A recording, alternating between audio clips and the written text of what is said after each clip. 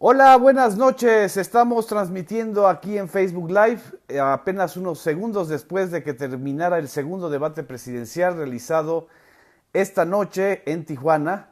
Y vaya que fue noche de sustos para los habitantes de la Ciudad de México, al grado tal de que, bueno, por poco el sismo que se sintió minutos antes de que iniciara el debate presidencial, el segundo debate presidencial entre Andrés Manuel López Obrador, Ricardo Anaya, José Antonio Meade y Jaime Rodríguez el Bronco, pues se sintió aquí en la Ciudad de México un sismo pues muy leve de 5.6 puntos de intensidad. Afortunadamente no hubo ningún daño, al menos registrable o que se haya señalado. Este debate, ¿qué les pareció a ustedes? Buenas noches, muchas gracias. Vamos a hacer un balance, un primer balance preliminar. En primer lugar, les quiero decir que aquí yo traigo mi cartera, que a pesar de estar escuchando a Ricardo Anaya, como López Obrador, pues aquí nosotros guardamos nuestra cartera. En términos generales, vimos otra vez un enfrentamiento directo entre Ricardo Anaya y Andrés Manuel López Obrador. En esta segunda ocasión, López Obrador no solamente no se quedó callado, le respondió varias cosas a Ricardo Anaya y varias se las respondió con el sentido del humor. En el sentido primero de que va a cuidar su cartera, luego le dijo Ricky Riquín Canallín. Y bueno, a José Antonio Meade no le respondió varias cosas que desde mi punto de vista fueron canallescas. Yo sí quiero resaltar antes de ir al debate o a los detalles del debate que me pareció sumamente vil, absolutamente vil, que José Antonio Meade señalara a la ex coordinadora de la Policía Comunitaria de Olinalá Guerrero y actual candidata de Morena al Senado, Nestora Salgado, como una secuestradora. Esta acusación de secuestradora, y eso es lo que en la edición de este número de la revista Proceso, que por cierto salió bastante la revista Proceso para la cual yo trabajo y espero que vean mucho este número, en esta edición publicamos una entrevista extensa con Nestora Salgado. Déjenme tantito, voy a hacerle así como López Obrador para agacharme y revisar mi revista. Aquí tenemos la revista de la edición de este domingo, donde justamente es la que mostró López Obrador sobre los turbios ingresos de Anaya, diciendo que es un reportaje de Álvaro Delgado, donde él muestra o demuestra con facturas y cheques que Ricardo Anaya tuvo ingresos muy superiores a los 400,000 pesos mensuales que él mismo dijo en la entrevista con los reporteros de Milenio. Pero en esta revista también tenemos esta portada, o esta portada, este reportaje, esta entrevista con Nestora Salgado, que justamente está temiendo por su integridad y por su vida, precisamente por las acusaciones que ha realizado y han realizado gentes como José Antonio Meade. Ella estuvo 2 años y 8 meses en la cárcel y un juez la libera finalmente porque no hubo pruebas de que haya sido secuestradora de nadie. Fue, y lo dice ella claramente en la entrevista, un encargo, una venganza personal del expresidente municipal priista Eusebio González Rodríguez, del exgobernador Ángel Aguirre Rivera, apoyado por el presidente Enrique Peña Nieto. El expresidente municipal priista Eusebio González Rodríguez fue quien le pagó 20,000 pesos a las mamás que presentaron una denuncia o una acusación sin presentar pruebas contra Nestora Salgado por presunto secuestro. Este es un punto que en lo personal, y creo que vale la pena subrayar, me pareció muy vil, esa es la palabra, por parte de José Antonio Meade en el debate.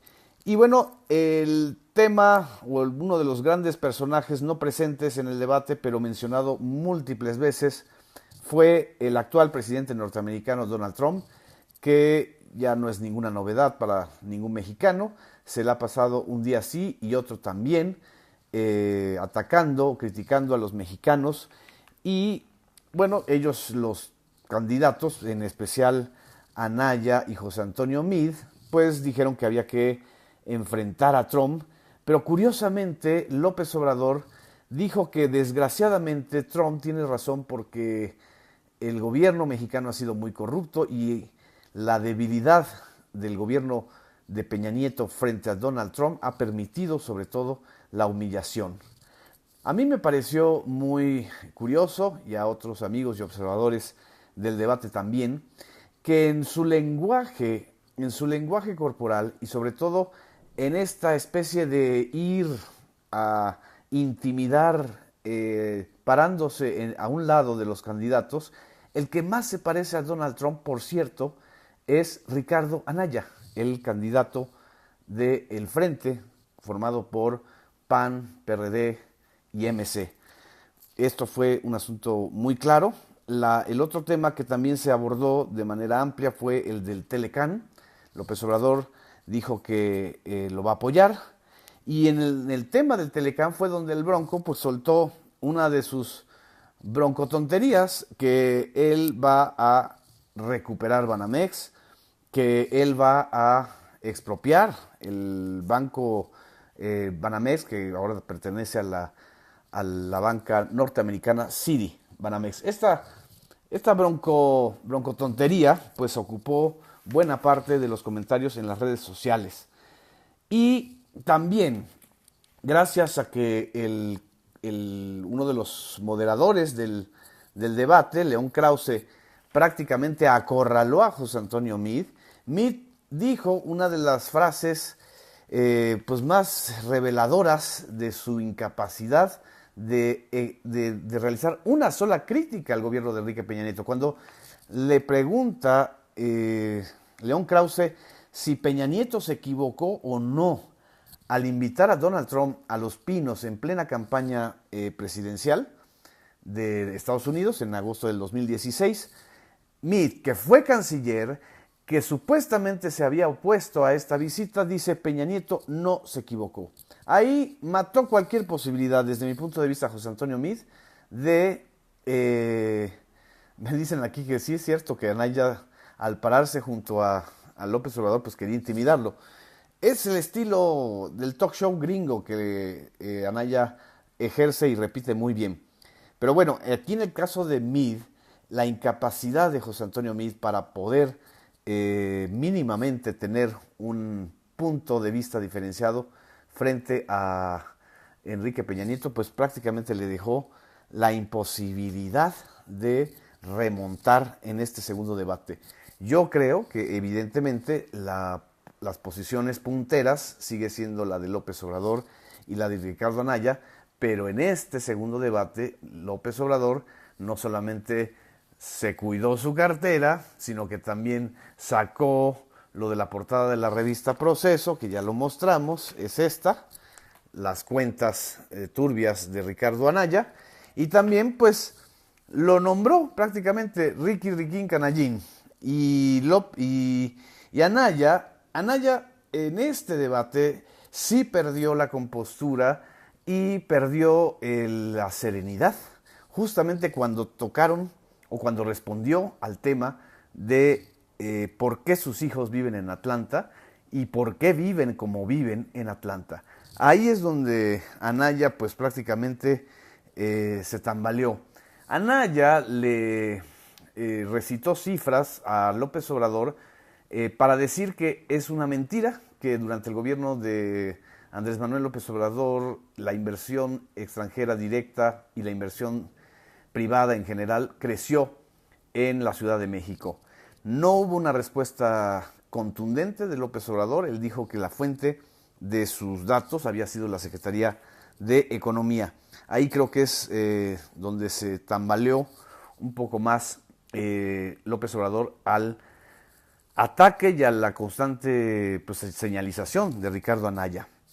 El tema de la seguridad fronteriza también demostró que una de las participantes en el nuevo formato o en este formato tipo panel, tipo los programas de Canal 11, la señora Teresa Reinagas, que además pues se ganó varias imágenes y varios memes de este debate, pues demandó y pidió cómo se puede mejorar la situación fronteriza y frenar la violación de los derechos humanos.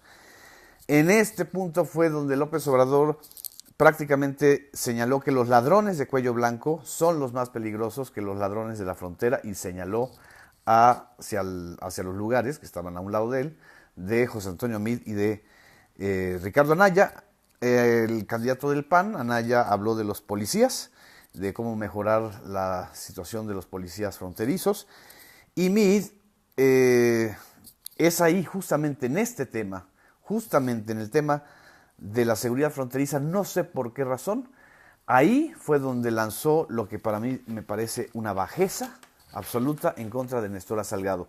Nestora Salgado, guerrerense, originaria de Olinalá, vivió 10 años en Estados Unidos, en Seattle. Fue un caso de una inmigrante que llega sin documentos a Estados Unidos, que se desarrolla, que realiza un desarrollo económico y luego en el 2001 retorna a su tierra, a Olinalá, Guerrero, donde observa la pobreza de las comunidades y rancherías, decide ayudar a la población y desde ese momento se vuelve una especie de figura heroica o señalada como alguien que ayuda en las comunidades.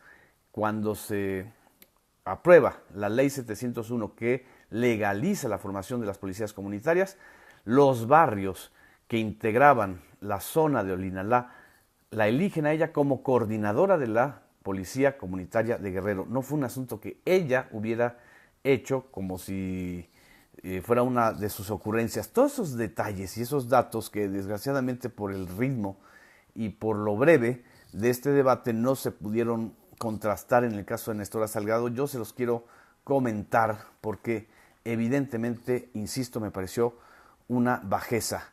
Hubo un segundo round entre Ricardo Anaya y López Obrador cuando hablaron sobre la actualización de los datos de la inversión extranjera y los datos de la economía mexicana.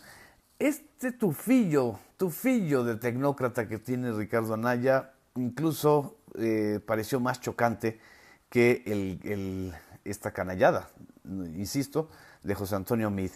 El bloque 3 sobre derechos de migrantes, que dicen cómo defender los derechos de los migrantes.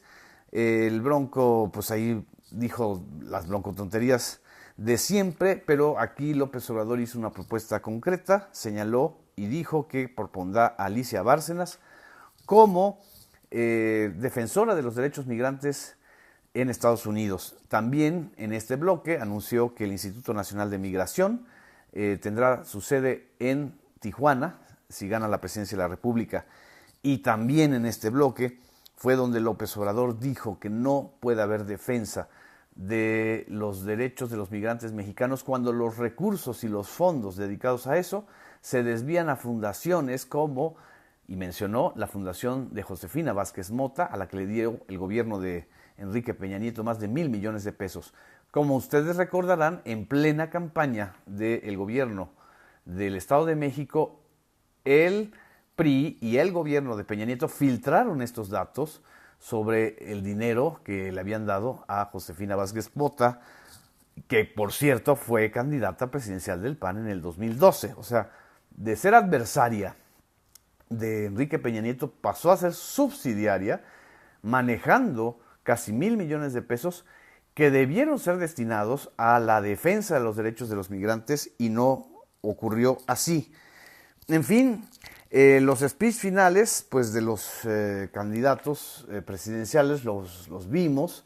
Estoy aquí viendo sus comentarios, estoy viendo las opiniones también de buena parte de los que están aquí con nosotros. Yo aquí interrumpo la transmisión con ustedes porque vamos a enlazarnos con el camarada, colega, muy querido Julio Hernández, quien está transmitiendo en estos momentos en Rompeviento Televisión por Internet. Muchas gracias, compartan este comentario y este primer análisis. Buenas noches.